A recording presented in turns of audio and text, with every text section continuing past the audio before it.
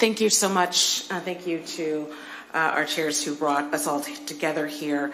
Thank you to the witnesses. The reality is that this moment demands that we acknowledge, like has been said before, the long lineage of federal power exercised without guardrails.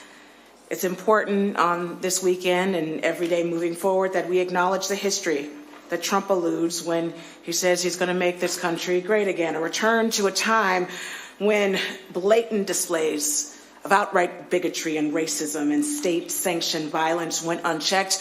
We are very clear that the residents of this here city are checking that unchecked violence.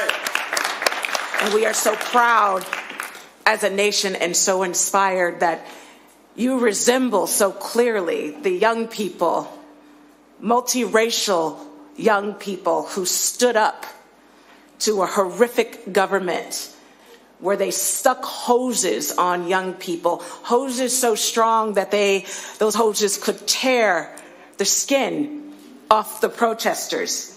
Today, on the weekend of Martin Luther King's birthday, we were reminded that that struggle never ended through your work here. Dr. King not only fought segregation, but economic exploitation and militarism and the abuse of government power. Accountability can't end, and we know it should not, must not end with this hearing or the next news cycle. Instead of going on much further, I want to continue to give so much love to Miss Good's family.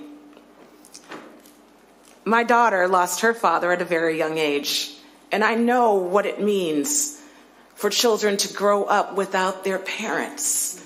The horrors of what this state, meaning our executive branch, have called justice. The horrors.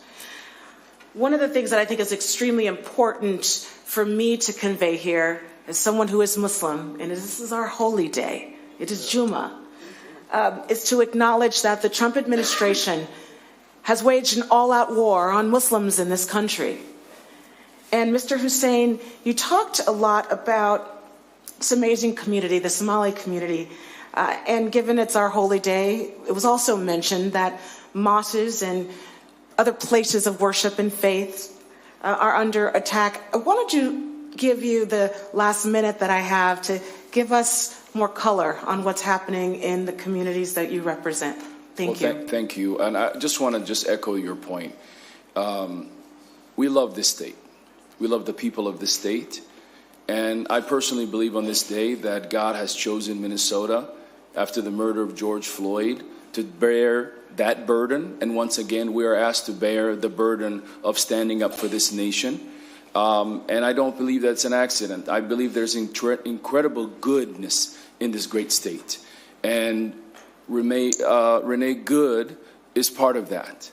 But we are called in this moment to come together, and Minnesotans, all walks of life are coming together. In this moment, we are displaying hope and love in the midst of hate and fear. And I will tell you, I have seen people in the midst of fear, but at the same time seeing their neighbors, checking in on them. I have seen young people rise up, walk out of their high schools, standing up for each other.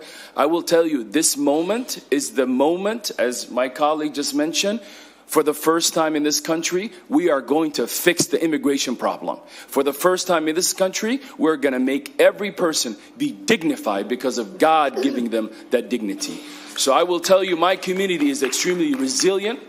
They are young and capable, and I'm incredibly impressed. But this moment, the love of Minnesota and the incredible Norwegians, and we're a little passive aggressive and we say oops and all those kind of things. But if you put us in a corner, that's right, we will take care of each other. Minnesota is going to show us the way. Thank you, sir. You're all showing us the way. Thank you.